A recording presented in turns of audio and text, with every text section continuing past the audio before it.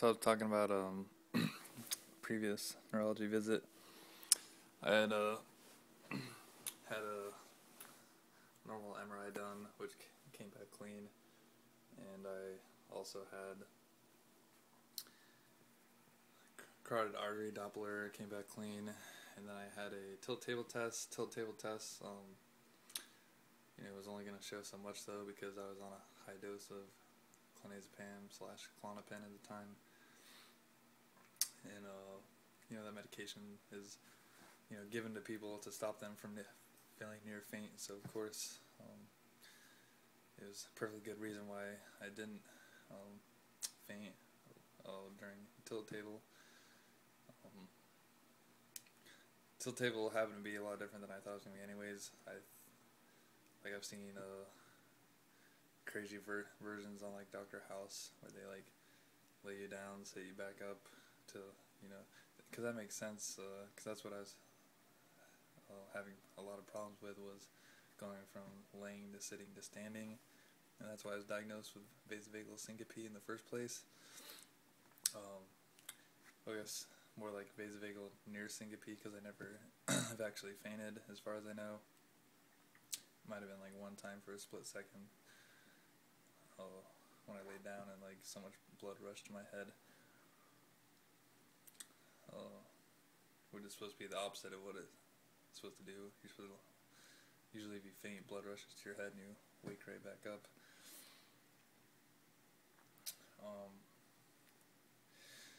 But yeah, cardiology is referring me to neurology. It'll just be Riverside,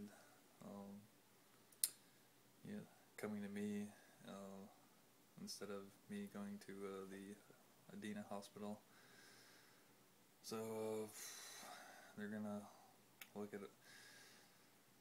look into different neurological problems. I was talking with someone the other day, and neurology is your nerves, so that connects to all your symptoms, all your body parts.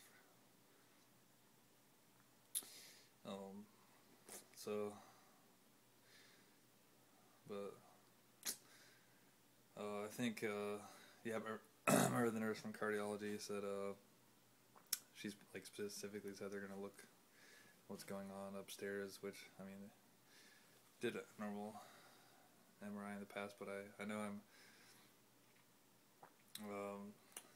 having some psychological issues. There's my therapist tried to, like, he gave a decent explanation as to why I was having anxiety 2.5 years ago without even realizing it, and how tons of people have anxiety and because of stress in their lives, and don't realize it's affecting them, and then eventually one day they just start having anxiety attacks. But he wasn't able to give a very descriptive description as to why anxiety attacks happen. He just tried to like simplify it, so it kind of left me in the dark, still unanswered questions as to why this is happening to me 2.5 years later. Because when they first started happening, I was fairly athletic, nothing compared to when I was like high school track and cross country distance runner, or during like 2007 to 2009 when I was trying to go back to play D1 college basketball, and then I decided I was getting too old for college at the time, so I had bills to pay, so I had one agent tryout, but later on in Carbondale, I rode a bicycle everywhere, and I had a outdoor fairly laborious job in the smack middle of summer at Lowe's and Lawn and Garden outdoors, lifting huge bags of mulch and all these like decorative stones, loading those up for people, pushing them around on like the long carts. And so I like never felt near faint at that job at all. I would just, have what any normal person would have, and I would just, get fatigued, and then, around lunchtime or after work was over, whatever, or if I wasn't staying hydrated, I never actually felt near faint. Never had of course, a panic attack. And but one thing I was doing at the time was I was never much of a alcoholic drinker, and like hardly any beer, anything. I actually hated the taste of beer, but I lived in these apartments next to all these college guys, and they influenced me to start drinking beer, and then I discovered that beer versus light beer, regular beer actually does have more alcohol percentage. It's like regular beer, I think, has most brands typically have 5%, and then the light beer is like 3.5. So it adds up when you start drinking. And I had acquired a taste for like Busch beer over everything else, and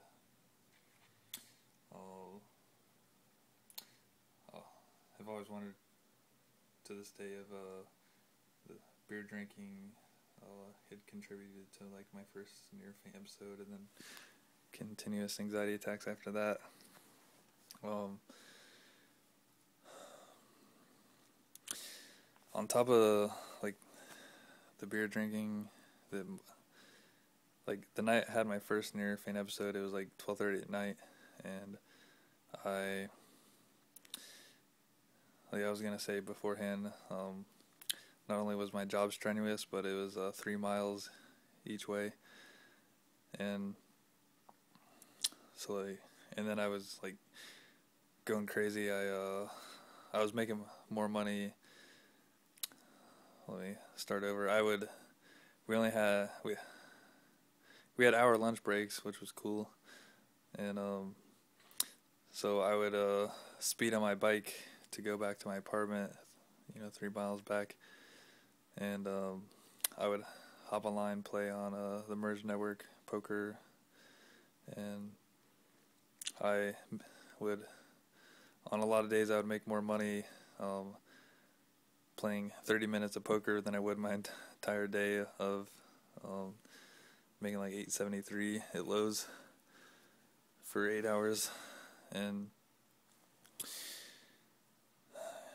then I'd ride back. So that was like 12 miles of bike riding I was doing a day on a lot of days. And back to the night I had my first near faint episode, and then panic attack, and then followed by being held in the hospital for 4 days.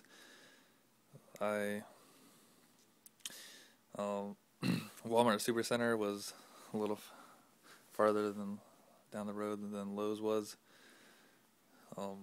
It was either like 3.5 or 3 3.75, and I had like 2 beers that day, and I was like tired, but I was bored, and I was like getting a little low on like food and stuff. So I just decided to hop on my bike, and I had my tall Navy Sea bag and filled up my cart a good ways, enough to where I was gonna fill up my sea bag a lot of the way, and I walked around the entire grocery section, every single aisle, taking my time, just looking at everything, and it was like when I walked up to the cashier, all of a sudden I just felt like I was gonna drop to the floor, and then started freaking out about it, and told the cashier, and then, long story short, ended up in the hospital, and they sent me to the cardiac ward. It was either because my heart rate or blood pressure or both, and then cardiac ward kept me for 3 days, and after being in the emergency room for an entire day, and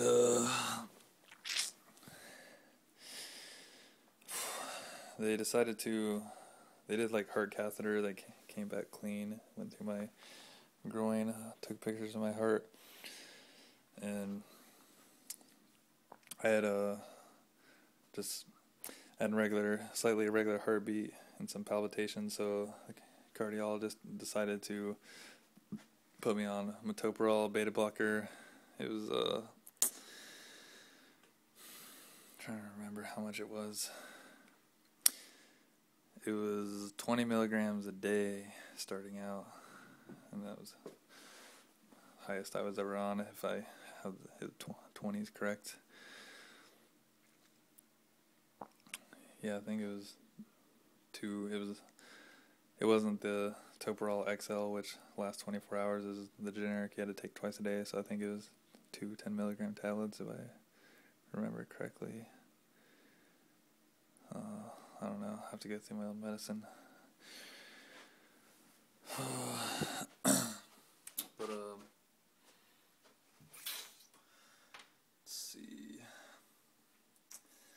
So, things just, got really complicated with my health at the beginning, because here I was, possibly just having symptoms from anxiety, or a messed up nervous system, and then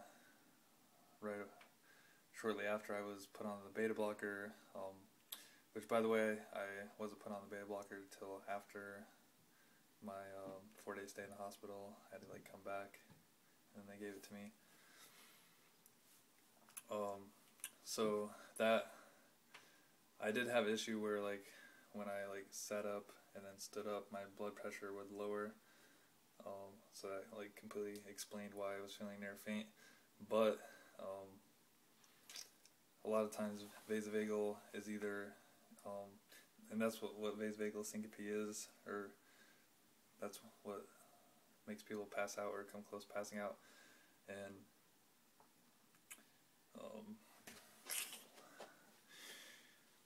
the beta blocker lowers your blood pressure even more, so all of a sudden I found myself not being able to leave my old apartment, and one of my old apartments. Been a couple places since then. Found myself not being able to even barely make it out my front door, because anytime I'd be on my feet, I would just feel like dropping. And so the beta blocker complicated things, and then I was later put on an anti-anxiety medication, which relieved at least 80% of most of my symptoms. But the anxiety med was clonazepam, and it's part of benzodiazepine class, and they're only meant for 2 to 4 weeks use, and then they start giving you long-term use side effects. They're a very imperfect drug. They're really meant for extreme situations, when people go into shock, or when someone's in a car accident, or a family member dies, or they've been shot, arm chopped off, whatever.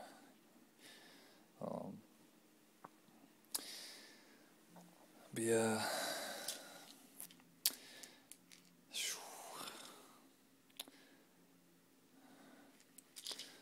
I got 2s and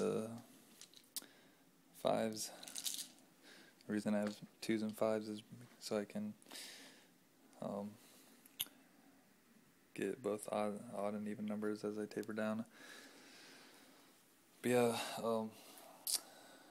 doesn't matter whether it's clonazepam or diazepam or any other benzodiazepine, they all have the same main structure, and their use just changes your brain chemistry. Your brain normally controls GABA, which is the natural processor in your brain to relax you, your nervous system, and you in general.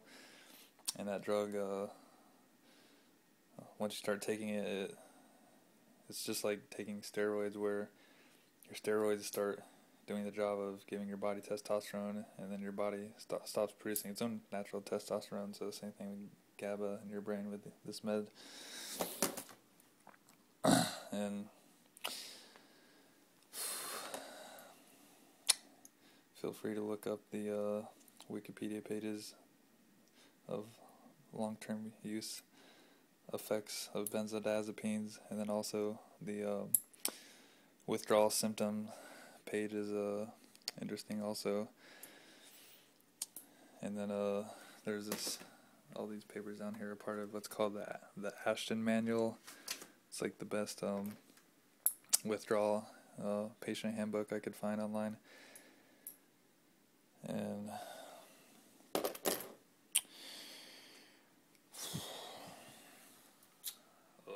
so the long-term side effects, don't remember them off the top of my head, but Wikipedia page goes into some pretty nasty details about why if you're on it for long, you absolutely should taper off, or else you're going to crash and burn.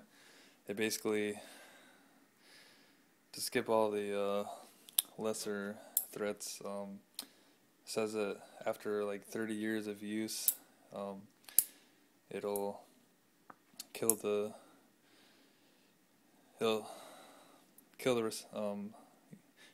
GABA receptors in your brain so much that deaden them, make them inactive, whatever. That, top of that, the medication will just become completely useless itself. So like you'll like crash and burn to where like you've been on the medication for 30 years and all of a sudden it stops working, and you're supposed to, if you ever come off these medications, you're supposed to switch over to the longer acting diazepam, so you always have smooth blood flow concentrations, so you don't experience like the roller coaster side effects if you were to try to taper off of something that doesn't last as long, like clonazepam, and it's like more potent than it is spread out. And just withdrawing from diazepam, can take someone with extreme anxiety like me 2 years, like this ER doctor was explaining to me. I was going for like a more aggressive taper recently, so I had to I made it all the way down to 7 milligrams, which compared to other benzodiazepines is like next to nothing, but it's still a large enough dose to where you can't just drop straight from 7 to 0, or else your brain will end up having a crazy psychotic episode, start like misfiring and malfunctioning like crazy.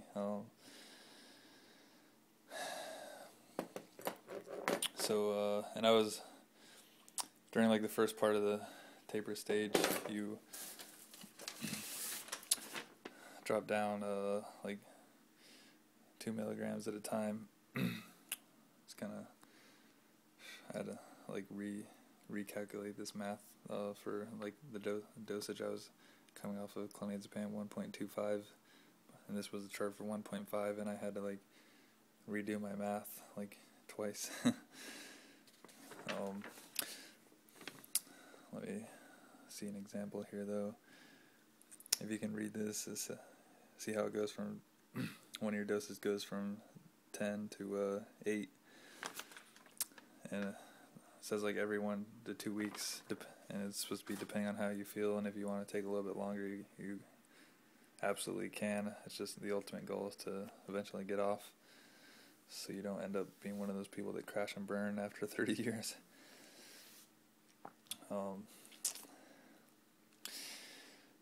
And then when you eventually taper down to just 1 dose a day, since diazepam has such a long lasting effect, it's okay to take as a 24-hour medication. And so, like I was saying, I made it down to 7, but I was like religiously dropping down every 9 days, and my withdrawal effects started snowballing, and I didn't realize that they were snowballing. I just thought they were just withdrawal effects that were going to go away. And I was ignoring the part of the handbook that said, that warned you is whenever you started feeling increased symptoms to like stop at a certain dose until your body adjusted. So I jumped back up from 7 to a total of 20 milligrams a day. That kind of sounds like a lot, but it's slightly less than 3 times the amount. And I was dropping down so fast, and diazepam takes a long time to leave your body. So that's like the reason I was talking about how I was like snowballing, because it like takes a while to hit you. So I guess I'll be more prepared in the past this time around. I just didn't have I didn't have any like doctor guidance at all. I was actually the one that had to tell my family doctor about switching over from clonazepam to diazepam. Then I was just pretty much on my own from there. But now that I had the crazy withdrawal episode,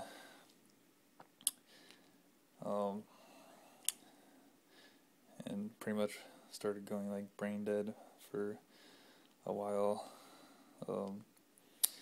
till I got my medication a little more like bumped back up, and then allowed my brain to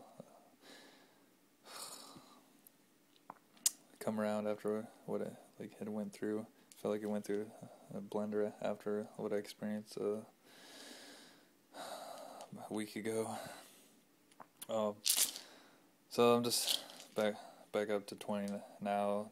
Doctor said he wants me to take 2 to 3 weeks, and to see how I feel, and then I go from there. And he at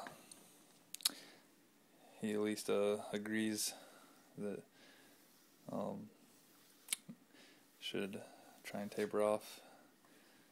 I know the one ER doctor who said a lot of some people who have extreme anxiety, it will take them up to 2 years to come off. It's been a few months for me now, but I'm at 20, so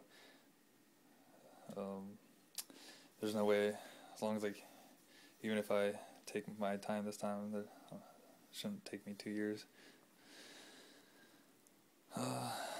But yeah, the ER doctor, on top of that, he was saying that some people just had to stay on benzos for the rest of their life,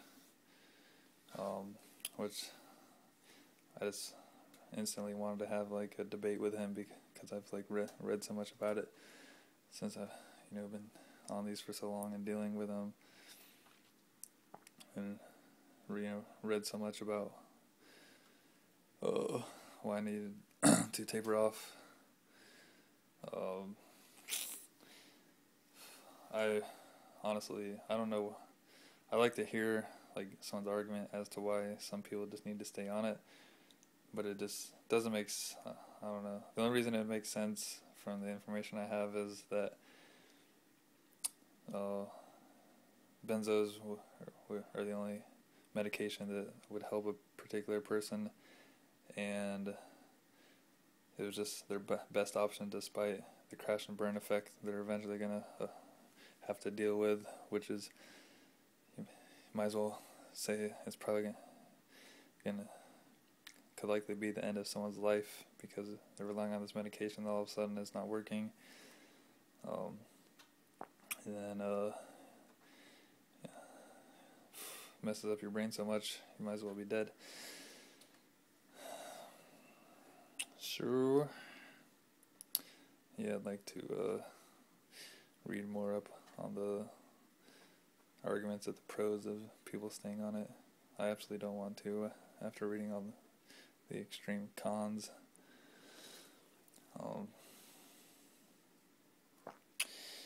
So that's it for now.